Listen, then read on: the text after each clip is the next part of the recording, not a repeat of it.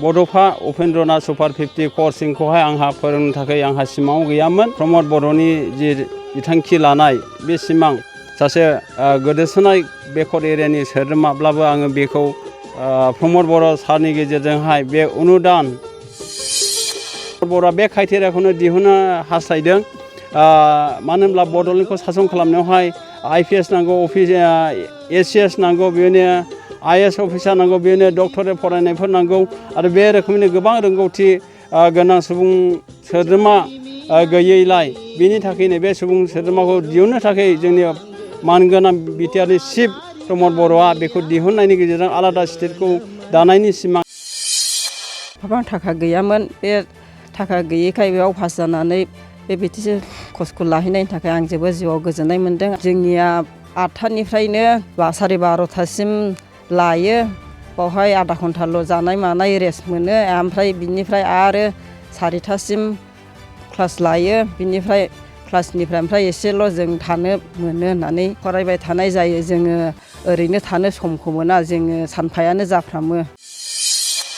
नंगौ, नोंथांमोना नुनो मोनदों जे बिटिआर सोरखारनि जे बानजायनाय, बे बानजायनायाव सुपार 50 UN ब्रह्म दा बिथांखि बायदियै दिल्लीयाव UPSCनि थाखाय कचिंनि थाखाय बे समाव बिटिआर सोरखारा दैथायहरदों आरो बेनिनो सा 50 जे फरायसाफोर, बे फरायसाफोरखौ बड'लेण्ड बुब्लिनि गेजेरजों सिगांनि समाव जों बिथांमोननि जे हालोद, बिथांमोना माबायदि थासारियाव दं बेखौ नोंथांमोननि गेजेराव बड'लेण्ड बुब्लिया सिगांनि समाव जों फोसावबाय आरो नैबे समाव जोङो फोरमायगोन। नंगौ, बे समाव आङो दंफैयो जे चिरां जिल्लानि बेन्दोङाव थानाय मालबिथा नैबे सनापुर लालाय जे गामि, बे गामियाव आङो दङ आरो बे समाव आङो अनन्त नार्जारी, बे अनन्त नार्जारीनि जे बिमा बिफा, बिथांमोननि थासारिया माबायदि आथिखालाव आरो बिथांमोना जे बिटिआर सोरखारनि जे मोनसे इनिसिएटिभ लानानै नैबे सुपार 50 जे मिशन, बेनि गेजेरजों दिल्लीयाव कचिं खालामनो मोनदों। बे समाव जोबोदनो बिथांनि जे लानाय इनिसिएटिभ, बिथाङा माबायदि बे समाव बिथांमोना बे सुबिदाखौ मोननो हादों आरो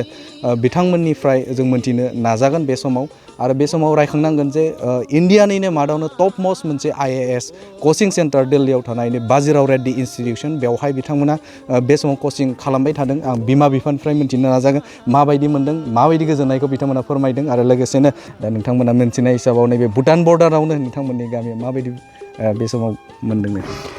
नंगौ, आङो साबायखर बावबाय मानगोनां बे बड'लेण्ड बुब्लिनि गेजेरजोंहाय आंनि न'खरावहाय खबर लाफैनायनि थाखाय आं बिथांमोनखौ आंनि न'खरनिफ्राय साबायखर बावदों आरो बे साबायखर बावनायनि गेजेरजोंनो बड'लेण्ड बुब्लिनि गेजेरजों आं गासैबो मानगोनां सिगां सेन्टारावनो जोंनि बिटिआरनि चिफ प्रमद बर' सारनिसिम गोजोननायखौ हरदों आरो लोगोसे मानगोनां दिनैनि खबरखौ लाफैनाय बिथांमोननिसिम साबायखर बावबाय।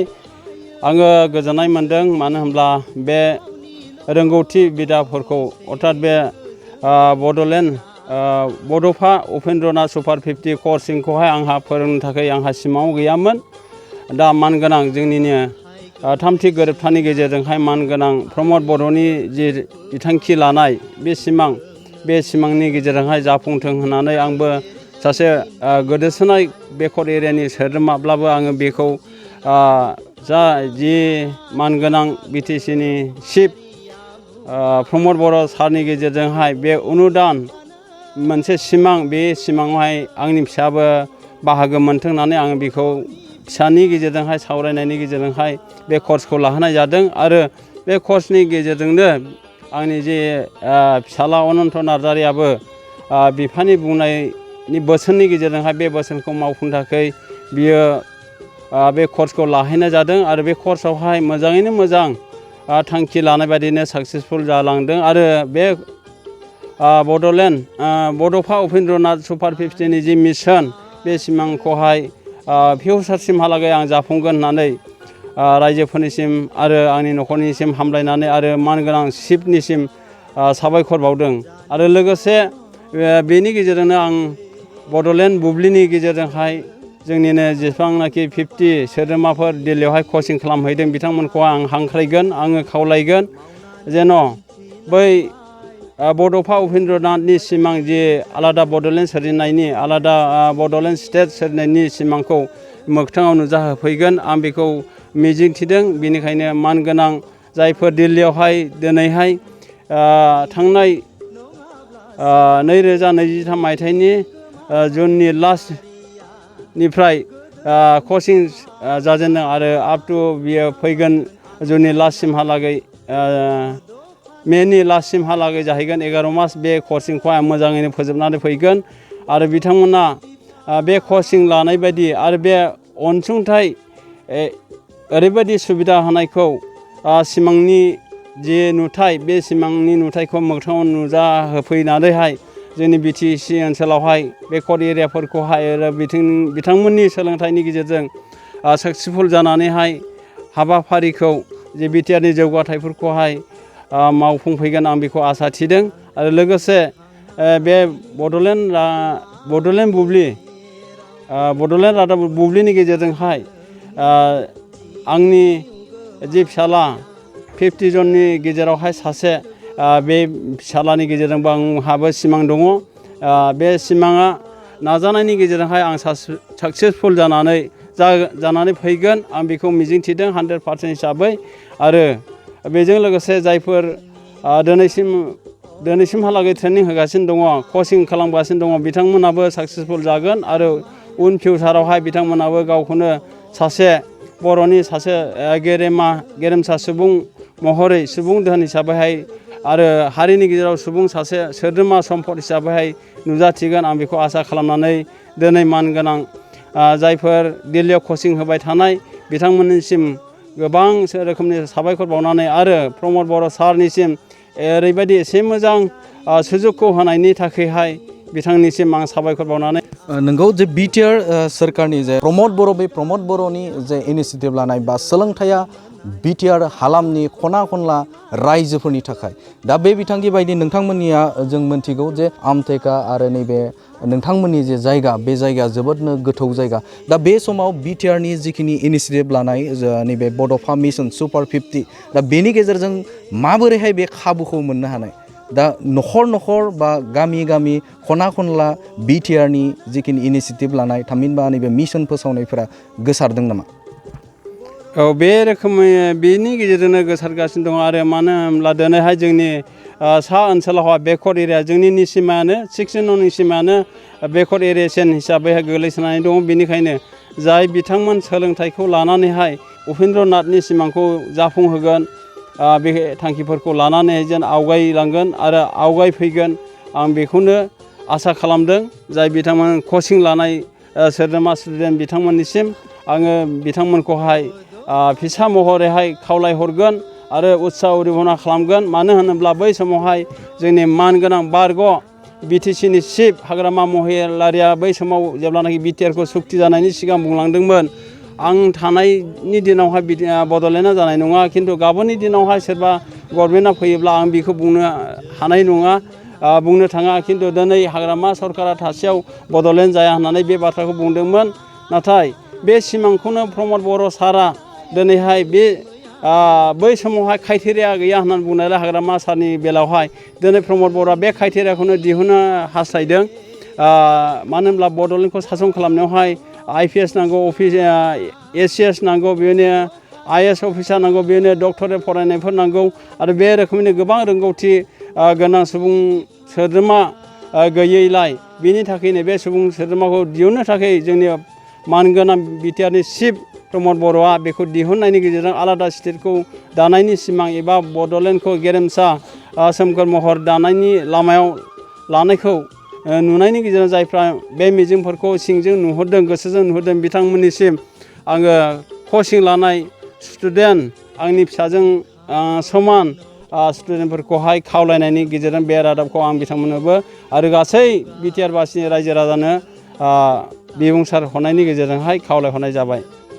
IAS कचिं सेन्टाराव बाजिराव रेड्डी इन्स्टिटिउसनाव दा कचिं खालामबाय थादों दा फिसानिसिम मा मेसेज हरगोन मा बुंहरगोन फिसाखौ जिहेथु बे समाव बिथाङा गोजान जायगायाव थांनानै बे समाव सोलोंथाइखौ लाबाय थादों मा बुंहरगोन फिसाला अनन्त नार्जारिखौहाय बुंहरगोन आङो फननि गेजेरजोंबो माखासे बिसयफोरखौ आं बुंदों थिग बेबायदिनो आं दिनै बे बिसयखौनो आं मानगोनां रादाब बुथुमगिरि बिथांमोननिसिमबो फोरमायनानै बिथांनिसिम हरनो सानदों आंनि जि फिसाला अनन्त नार्जारि बिथाङा गावनि जि आंनि बोसोन कमिटमेन्ट होनाय बे कमिटमेन्टखौ दिनैहाय नेवसियालासिनो आंनि बुंनाय बादि जाय आंनि फिसाला अनन्त नार्जारिया क'क्राझाराव इउनिभारसिटियाव फरायबाय थादोंमोन आरो बेबायदिनो MA LLB बो लादोंमोन।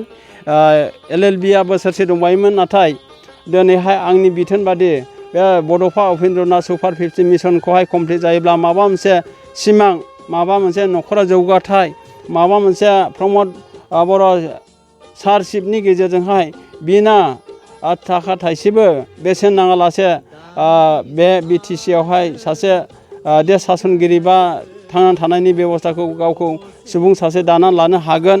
नैबेनि सिमांखौ लानानै दिनै BTC नि जाय चिफ मानगोनां प्रमद बर' सारनि दैदेननायावहाय बड'फा उपेन्द्रनाथ सुपार 50 दिनैहाय गोबां रोखोमनि जे कर्स लानांगौ, कचिं लानायखौ दिनैहाय जोङो नुदों आरो मोगथाङाव नुदों आरो बारग' फार्स्ट बेच जानानै थांबाय। बे सेकेन्ड बेचआवहाय आंनि फिसायाबो आंनि न'खरखौ लानानै, आंनि बिमा बिफानि बोसोनखौ लानानै, बिमानि बोसोनफोरखौ लानानै नेवसिनाय जायाखै। दा बे नेवसियालासिनो बे कर्सखौ लाहैनानै जेन उननि समावहाय सासे निसिमा ओनसोलावहाय गोदोसोनाय गावनि एरियाखौहाय लुखांगोन, आं बेखौ आसा खालामदों आरो मिजिं थिदों। जिहेतु BTR नि मानगोनां प्रमद बर', बे प्रमद बर'नि नैबे सुपार 50 जिखिनि मिशन फोसावनाय, बे मिशन फोसावनायाव जाखिनि बेवहाय कचिं खालामनो दैथायहरदों बिथांमोननिफ्राय माबाफोर बेसेनफोर लानाय जादों नामा? बेखौथ' जोङो खोनायाखै, जेबो बेसेन लानायनि बे जाय नोंथांमोननिफ्राय लादों नामा? लानाय जायाखै, थाइसेबो थाखा लानाय जायाखै, बेसेन लानाय जायाखै। आङो खबर लाबाय थादों, जानाय लोंनाय थानाय उन्दुनाय गासै फेसिलिटिफोरखौहाय मोजाङैनो दङ होननानैहाय फोरमायहरदों। दा माबा मोनसे उसुबिदा जादोंब्ला बेखौहाय जायफोर जि नोंसोरखौहाय कर्स होदों, बे कर्स होग्रा जाय नायग्राफोर, बे नायग्राफोरनिसिम रादाबफोरखौ होनो हागोन। दुखुब्लाबो सुखुब्लाबो माबा मोनसे जानाय लोंनाय थानाय उन्दुनाय बेरायनाय बेफोरनि माबा मोनसे उसुबिदा जादोंब्ला बेखौहाय फोरमायनायनि गेजेरजोंहाय बे समस्याखौ सल्भ खालामनांगौ होननानैहाय आं बे मबाइलनि रायज्लायनायनि गेजेरजों बेखौ बोसोनखौ हरनाय जादों। आरो जिहेतु मोनसे इनस्टिटिउसनाव जुदि बोसोन बा थामहिनबा बेवहाय जिखिनि कर्सखौ नायोब्ला गासै फोजोबनो थाखाय बेनिफ्राय एडमिसननिफ्राय लानानै बिसोरनि जिखिनि थानाय मेसनिफ्राय लानानै गोबां जुदि नोजोर होयोब्ला 4 निफ्राय 5 लाखनि गेजेराव बे 12 दानाव जायो खरसाया। दा बे बिथिङाव नोंथांनि थाखाय जिहेतु कर्सखौ BTR नि गाहाय खुंगिरि प्रमद बर', बे प्रमद बर'आ बे समाव अफार नोंथांमोननो होनानै फ्रि अफ कस्ट बिथांमोननो बे समाव दिल्लीयाव कचिं खालामबाय थाहोदों। बे समाव मा बुङो स्पेसियेलि बिथां प्रमद बर'खौ? आं बे स्पेसियेलि बे बड'फा उपेन्द्रनाथ सुपार 50 नि जि मिशन सिमां, बेखौहाय आङो बिराद गोजोननाय मोनदों। फार्स्ट बेचनि बेलायावनो आं सानबाय थादोंमोन, खारन आंनि साननाया गोरोबथ'वाखै। मानो होनोब्ला आंनि फिसालायानो क'क्राझार इउनिभारसिटियावहाय MA आरो LLB खौ लाबाय थादोंमोन। बे समावहाय एसे उसुबिदाखाय आङो नेक्स्ट टाइमावहाय आंनि फिसालाखौबो बेबायदि सुबिदा गल्डेन चान्सखौहाय, एसे मोजां चान्सखौहाय आंनि फिसाबो मोनगोन नामा बेखौ आसा खालामबाय थादोंमोन, सिमां नुबाय थादोंमोन। खिन्थु दिनैहाय सेकेन्ड बेचआवहाय आंनि फिसालाबो एग्जाम होनाय, कर्स होनाय, बे कर्सनि गेजेरजों, बे एग्जामनि गेजेरजोंहाय उथ्रिसारनायनि गेजेरजोंहाय आङो गावखौनो गोजोननाय मोनदों आरो न'खराव गोजोननाय मोनदों आरो माखासे आंनि ओनसोलनि रायजो राजा बिमा बिफाजों समानफ्राबो गोजोननाय मोनदों जे जोंनि एरियायावबो सासे UPSC फरायनानै कमप्लिट जानानै फैगोन, बेखौ आसा खालामदों। दा बेनिखायनो आङो साबायखर बावनांगोन। आंहा बे चान्सखौहाय साननायनि गेजेरजोंहाय गोरोबफैदों आरो मानगोनां BTR नि चिफ जाय सासे UPSC फरायनाय कर्सनि थाखायहाय गैयालाबो लामसाम हिसाबै 6 लाखसो खरसा जायो होननानै आङो मोनथिनो हादों। बे 6 लाख खरसाखौ आङो गारनानै फोरोंहानायनि आंहा सिमां गैयामोन।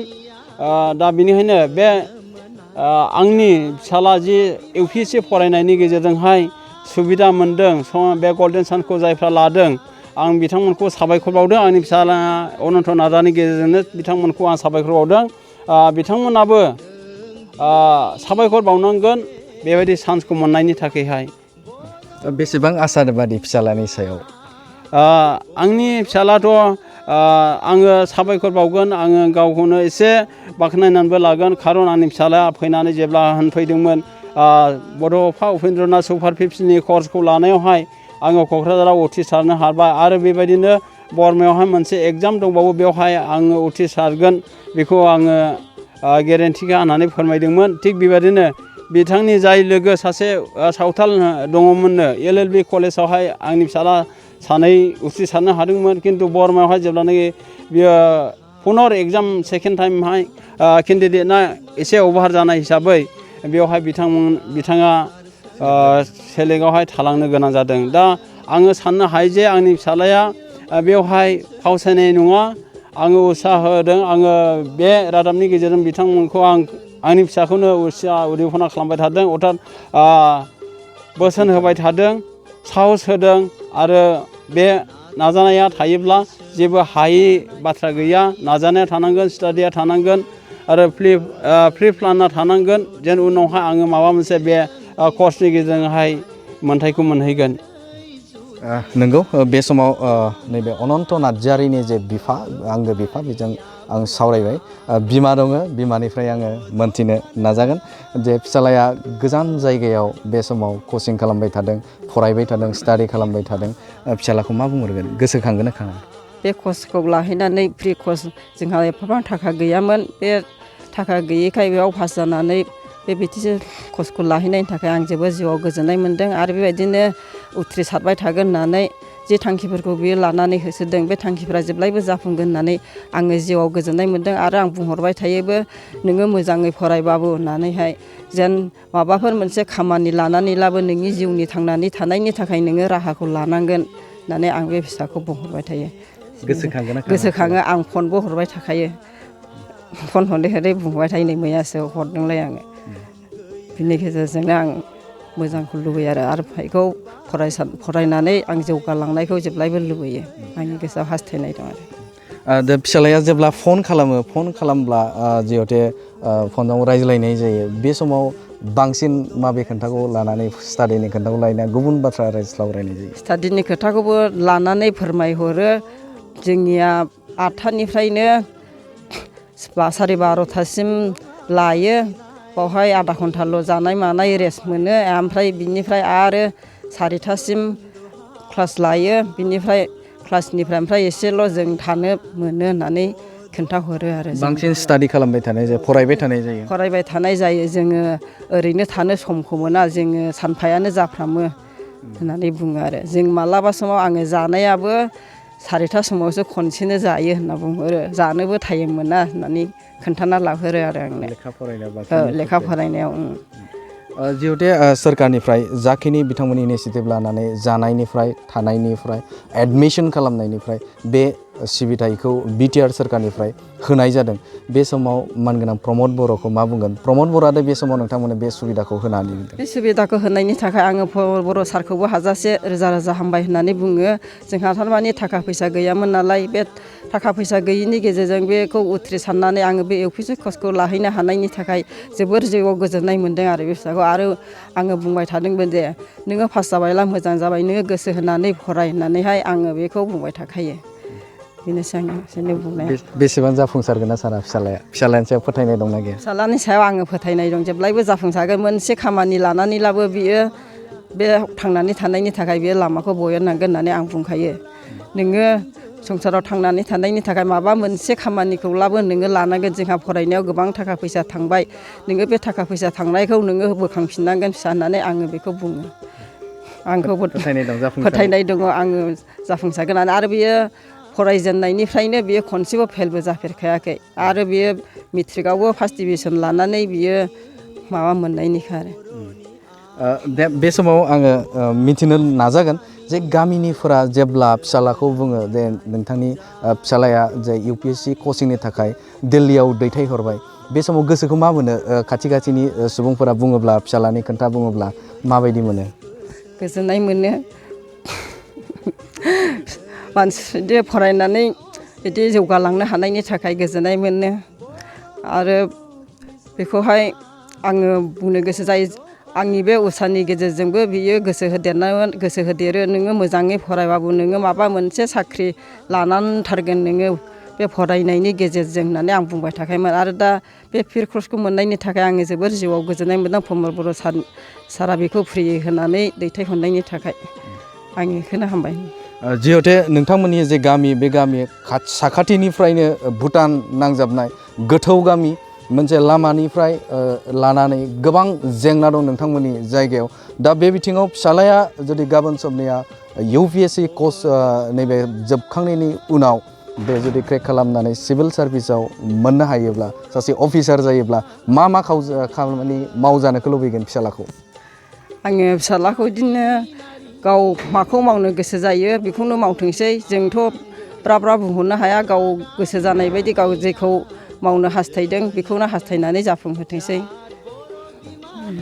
नंगौ बे समाव आङो अनन्त नार्जारिनि जे न' बे न'आव आङो दंफैयो आरो बिथांमोननिफ्राय आङो मोनथिनो नाजाबाय थामहिनबा बिथांमोननिफ्राय नोंथांमोननो मोनथिहोबाय जे बिफानि जे बाथ्रा बुंनाय थामहिनबा बिथांमोननि लुबैनाया गावनि जे फिसाला बे फिसालानि लुबैनाय मा बे समाव बिथां मावजानो लुबैयो बेखौ बिथांमोना बुंथिदों आरो लोगोसेनो फिसालानि जे जाफुंसारनाय बे जाफुंसारनाया अरायबो बिफा बिमा हिसाबाव दिथागिरि हिसाबै बिथांमोना दङ आरो बे समाव BTRनि गाहाय खुंगिरि प्रमद बर' बे प्रमद बर'खौ बिथांमोना थोजासे साबायखर बावनायखौ बिथांमोना होदों जे बिथांमोना जे नैबे समाव जे दिल्लीयाव free of cost Bodofa super 50 मिशननि गेजेरजों बे समाव बिथांमोना फ्रि अफ कस्ट बिथांमोना कच होबाय थादों इण्डियानि मादावनो टप मस्ट IAS कचिं सेन्टार बाजिराव रेड्डी इन्स्टिटिउसन बेवहाय बिथांमोना कचिं होबाय थादों बेखौ बिथांमोना थोजासे साबायखर बावदों आरो रायखांनांगोन बेखौबो जे गामि गफा जे BTRनि खुंगिरि प्रमद बर'नि जे मिशन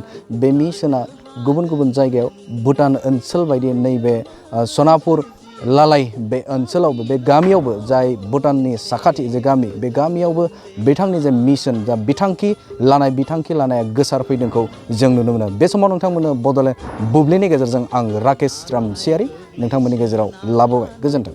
बाजाज बाइक लानो गोसो गुदुं सुबुंफोरनि थाखाय गाहाम खौरां। क'क्राझार सहराव थानाय दावहारु अट' एजेन्सिया 8 अक्ट'बरनिफ्राय 12 अक्ट'बर दानाव सानबानि हाबाफारिजों मेगालन लोगोसे एक्सेन्स मेला खुंफुंगोन। बायगिरि बिथांमोना एसेल' बिबांनि रां होग्रोनानै गाव गावनि लुबैनाय बाइकखौ बायनो हागोन। क'क्राझार सहरनि बड'लेण्ड गेस्ट हाउस साखाथियाव खुंफुंजानाय मेगालन काम एक्सेन्स मेलायाव फैनानै नोंथांनि लुबैनाय बाजाजनि बाइकखौ लांफैनो हागोन। दावहारु अट' एजेन्सिया बायगिरि बिथांमोननो RC इन्सुरेन्स लाफानानै 7,999 रां बेसेनावनो लवेस्ट डाउन पेमेन्ट होनानै बाइक लानो हागोन आरो 1,000 रां होग्रोनानै गोसोबादि बाइकखौ आवग्रिना दोननो हागोन।